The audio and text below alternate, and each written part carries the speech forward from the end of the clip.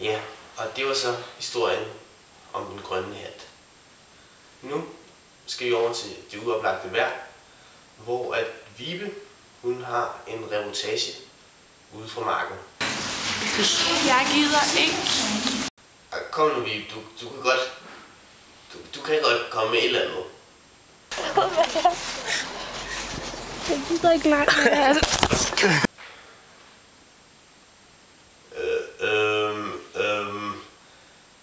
Jeg har fået at vide, at Vibe faktisk har et klip, hun gerne vil dele med os.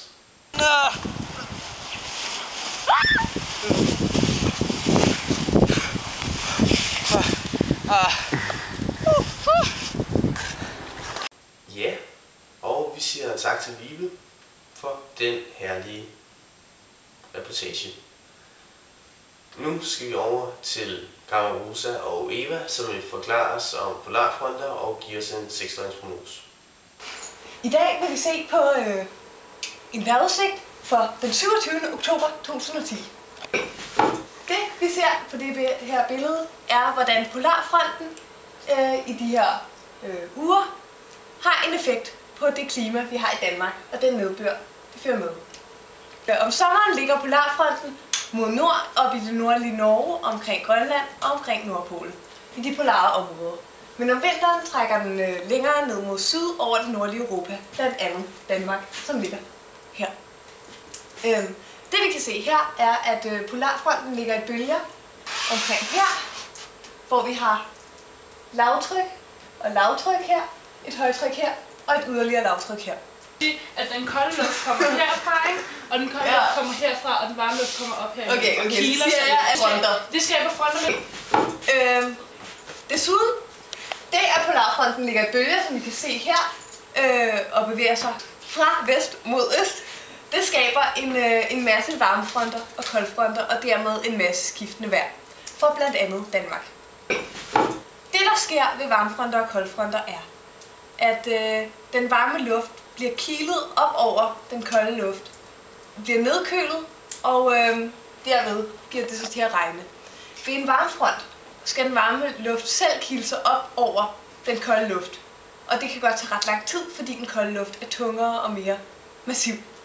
Så derfor medfører det en langsom, silende regn, hvorved en koldfront sker hele processen meget hurtigere, hvor den kolde, tunge luft hurtigt fortrænger den varme luft, og derfor så kan det give mere voldsomt vejr, voldsomme byer, torden og hagl.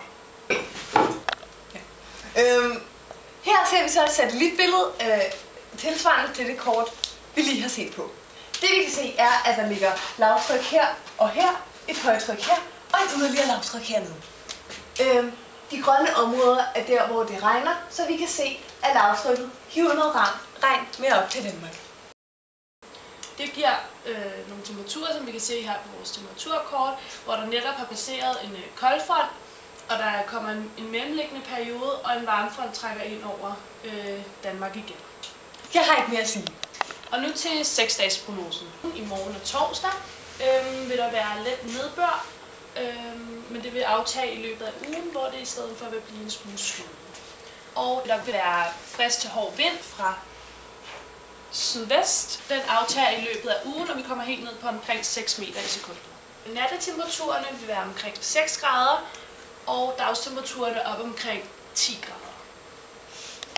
Denne prognose afspejler altså også, hvordan polarfronten påvirker det danske vejr. Ja, tak for det, Eva og Camerosa. Nu skal vi til vores fotokonkurrence, som vi vil fortælle noget mere om. Ja, vi har så fået dagens vejrbillede, og det er Bettina fra Måløv, der har sendt billeder af en lille Valdemar, der er ude at lege i sneen. Der er en pakke marbud på vej til jer til Måløv. Det var alt for det uoplagte vejr. Så godt.